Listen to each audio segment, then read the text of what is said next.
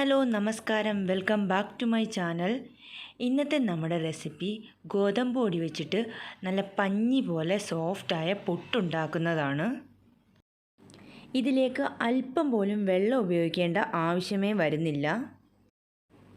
ഈ പുട്ട് തയ്യാറാക്കാൻ വേണ്ടി ഞാനൊരു പാത്രത്തിലേക്ക് 1.5 കപ്പ് ഗോതമ്പ് പൊടിയാണ് എടുത്തിരിക്കുന്നത്. എൻ്റെ 125 ml കപ്പായതുകൊണ്ട് ഞാൻ 3 പ്രാവശ്യം എടുക്കുന്നുണ്ട്. ഇനി നമുക്ക് ഈ പൊടിയിലേക്ക് ആവശ്യത്തിനുള്ള ഉപ്പ് ചേർത്ത് കൊടുത്ത് നന്നായിട്ടൊന്ന് ഇളക്കിയെടുക്കാം. ഇനിയാണ് നമ്മുടെ വെള്ളത്തിന് പകരമുള്ള ഇൻഗ്രീഡിയൻറ്റ് വരുന്നത്, അതായത് ഏത്തപ്പഴം. ഒരുപാട് പഴുത്തതുമല്ല എന്നാലൊട്ട് പഴുക്കാത്തതുമല്ല, ഒരു മീഡിയം പരുവത്തിലുള്ള ഏത്തപ്പഴമാണ് ഇതിന് വേണ്ടത്. ഈ ഏത്തപ്പഴം നമുക്കിതുപോലെ സ്ലൈസസ് ആക്കി എടുക്കാം. ഒരു മീഡിയം വലിപ്പത്തിലുള്ള മുഴുവൻ ഏത്തപ്പഴവും ഞാൻ ഇതിനു വേണ്ടി എടുത്തിട്ടുണ്ട്. ഇനി നമുക്കിത് ഒരു മിക്സിയുടെ ജാറിലിട്ട് പൾസ് ചെയ്തെടുക്കാം. അതിനുവേണ്ടി ആദ്യം കുറച്ച് ഗോതമ്പ് പൊടി ഇട്ട് കൊടുക്കാം.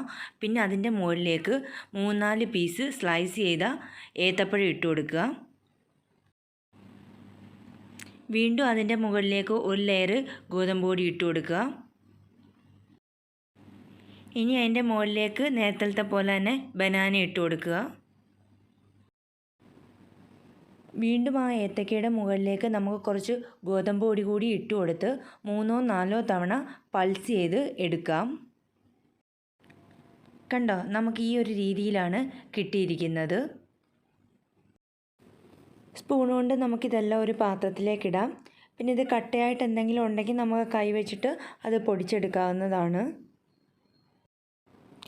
ബാക്കി വന്ന മാവും നമുക്ക് ഇതുപോലെ തന്നെ ലെയറായി ഇട്ട് കൊടുത്ത് പൾസ് ചെയ്തെടുക്കാം. ഏത്തയ്ക്ക കഴിക്കാത്ത കുട്ടികൾക്ക് ഇങ്ങനെ ചെയ്ത് കൊടുത്താൽ അവരിന്ന് കഴിച്ചോളും. ഇത് വളരെ ഹെൽത്തിയായ ഒരു പുട്ടിൻ്റെ റെസിപ്പിയാണ്. ഇത് നമ്മൾ ബനാന വെച്ച് ചെയ്യുന്നതുകൊണ്ട് പുട്ടിനൊരു മധുരം ഉണ്ടാവും. ഇപ്പോൾ ഈ കട്ടകളായിട്ട് കിടക്കുന്നതൊക്കെ നമുക്ക് കൈകൊണ്ട് തന്നെ പൊടിച്ചെടുക്കാം. നമ്മൾ വെള്ളമൊന്നും ചേർക്കാത്തതുകൊണ്ട് നമ്മുടെ കയ്യിൽ ഒട്ടും പോലും ഇത് ഒട്ടിപ്പിടിക്കില്ല. ഒരു മിനിറ്റ് പോലും വേണ്ട നമുക്ക് ഈ കട്ടയൊക്കെ ഒന്ന് പൊടിച്ചെടുക്കുന്നതിന്. പിന്നെ ഞാനിവിടെ ഗോതമ്പ് പൊടി വറുത്തിട്ടൊന്നും അല്ല എടുത്തേക്കുന്നത്, പച്ച ഗോതമ്പ് പൊടി തന്നെയാണ് എടുത്തേക്കുന്നത്.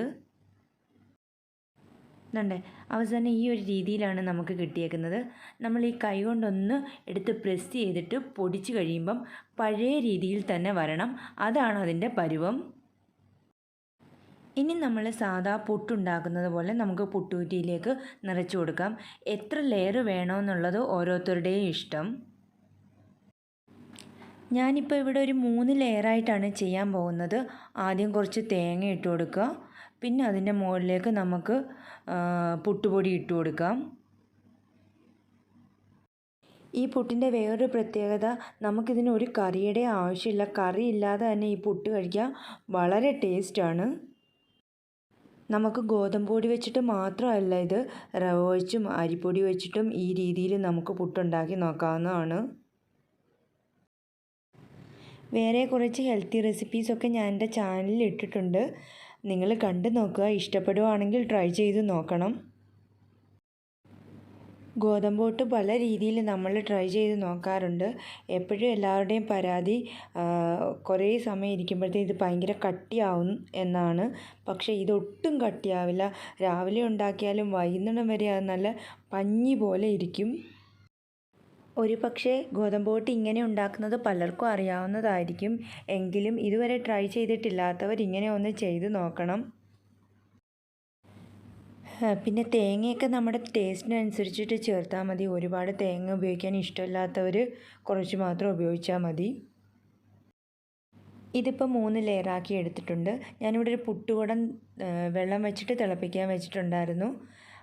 അത് തിളച്ച് കഴിഞ്ഞിട്ട് നമുക്കിതിലേക്ക് പുട്ടുകുറ്റി വെച്ച് കൊടുക്കാം. പുട്ടിനിവിടെ നന്നായിട്ട് ആവി വന്നിട്ടുണ്ട്. നമ്മൾ അരിപ്പുട്ട് ഉണ്ടാക്കുന്ന പോലെയല്ല, ഇതിന് കുറച്ച് സമയം വേവുണ്ട്. ഒരു 6 മിനിറ്റോളം നമുക്ക് വേവിച്ചെടുക്കണം. ഗോതമ്പ് പൊടിയുടെ ഒരു നല്ല മണം ഇപ്പോൾ വരുന്നുണ്ട്. നമുക്കിനി ഇതൊരു പാത്രത്തിലേക്ക് മാറ്റാം. പുട്ട് നമുക്ക് ചെറുതായിട്ട് പ്രസ് ചെയ്ത് കൊടുക്കാം. ഒട്ടും പോലും പൊടിയാതാണ് നമുക്ക് കിട്ടിയത്. കാണുമ്പം തന്നെ അറിയാം പുട്ട് നല്ല പഞ്ഞി പോലെ ഇരിക്കുന്നതെന്ന്. ഇനി നമുക്ക് ബാക്കി പൊടിയും കൂടി ഇതുപോലെ പുട്ടുകുറ്റിയിലേക്ക് ഇട്ട് കൊടുത്ത് വേവിച്ചെടുക്കാം. അടുത്ത പുട്ട് ഞാൻ 3 ലെയറായിട്ടാണ് ചെയ്യാൻ പോകുന്നത്. അപ്പോൾ അതും നമുക്ക് വെന്ത് കിട്ടിയിട്ടുണ്ട്. അത് ഞാൻ പാത്രത്തിലേക്ക് മാറ്റുകയാണ്. അപ്പം നമ്മുടെ ഹെൽത്തി ആയിട്ടുള്ള ഗോതമ്പ് പുട്ട് ഇവിടെ റെഡി ആയിട്ടുണ്ട്. 1.5 കപ്പ് പുട്ട് പൊടി വെച്ചിട്ട് ഞാൻ 2.5 പുട്ടാണ് ഉണ്ടാക്കിയിരിക്കുന്നത്. അപ്പോൾ നിങ്ങൾക്ക് എല്ലാവർക്കും ഇന്നത്തെ എൻ്റെ പുട്ടിൻ്റെ റെസിപ്പി ഇഷ്ടമായോ? ഇഷ്ടമായിട്ടുണ്ടെങ്കിൽ ട്രൈ ചെയ്ത് നോക്കണം. നിങ്ങളുടെ അഭിപ്രായങ്ങളൊക്കെ അറിയിക്കുക. എന്നെക്കാട്ടിലും നന്നായും പുതിയ പുതിയ വ്യത്യസ്ത രീതിയിലും പുട്ടുണ്ടാക്കാനൊക്കെ എല്ലാവർക്കും അറിയാം. പക്ഷേ എനിക്ക് പേഴ്സണലി ഇഷ്ടപ്പെട്ട് നല്ലതാണെന്ന് തോന്നിയ ഒരു റെസിപ്പിയാണ് ഞാൻ നിങ്ങളുമായി ഷെയർ ചെയ്യുന്നത്. അപ്പോൾ എൻ്റെ ചാനൽ ഇതുവരെ സബ്സ്ക്രൈബ് ചെയ്തിട്ടില്ലാത്തവർ വീഡിയോ ഇഷ്ടപ്പെടുകയാണെങ്കിൽ, റെസിപ്പി ഇഷ്ടപ്പെടുകയാണെങ്കിൽ നിങ്ങൾ സബ്സ്ക്രൈബ് ചെയ്യുക, ലൈക്ക് ചെയ്യുക, ഷെയർ ചെയ്യുക. അപ്പം നമുക്ക് അടുത്ത ദിവസം പുതിയൊരു ഹെൽത്തി റെസിപ്പിയുമായി വീണ്ടും കാണാം. അതുവരെ ടേക്ക് കെയർ. Bye bye.